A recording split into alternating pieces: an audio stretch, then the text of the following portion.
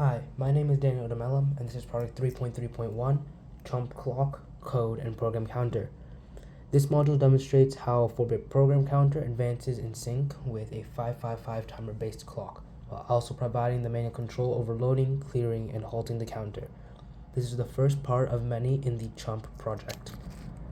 The base of CHUMP is the 555 timer, configured in 3 different modes: astable, monostable, and bistable mode. In astable mode, the 555 creates a continuous square wave that drives the program counter, simulating a free running clock. The speed of this waveform is adjustable using a 1 mega ohm potentiometer, allowing you to adjust the speed to make it count faster or slower. In monostable mode, the 555 provides a single time pulse each time the button is pressed, demonstrating the single-step capabilities of the 555, which is useful for debugging. Finally, in bistable mode, the 555 acts as a flip-flop toggled by a slide switch to turn off and on an LED. This mode is useful for understanding state control and memory behavior in circuits. Together, these 3 different versions of the 555 timer are used to drive the program counter. The SM74LS161 program counter is the first of many parts in CHUMP that uses the 555 timer's clock signal. Through supporting logic consisting of either NAND gates, or in my case, and or NOT gates, the user can select whether they want the clock to provide the previously mentioned continuous square wave, the single pulse steps, or completely off, allowing the user to pause execution of instructions. These 4 LEDs represent the output of the program counter, which would signify the advancement through lines of code. The load button allows a preset value from the 4-position dip switch over here to be loaded onto the counter.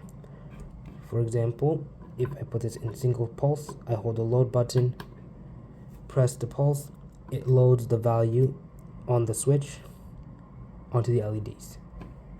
Whereas the clear button clears the LEDs and resets the values to 000 on the counter.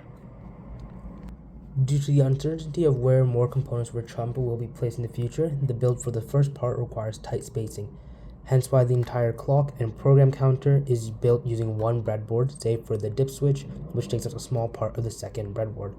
By doing so, I save not only space, but potential time rewiring in the future when more chips and wires are added onto the build. Finally, this is the code I plan to run on my final CHUMP. It reads 2 numbers inputted by the user, x and y, and stores x in RAM at address x, which is address 1, holding a value of 3 in this case, then adds the value stored in address y, which is address 2, holding a value of 4 in this case, to it.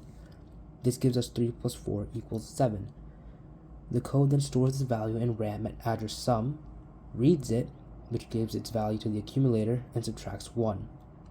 Then it stores the difference in RAM at address diff before reading that, adding it to itself, and effectively multiplying it by 2, then storing that value at RAM address product to be displayed before restarting the loop. Essentially, this code performs the equation x plus y minus 1 multiplied by 2. My name is Daniel Demelum, and thank you for listening.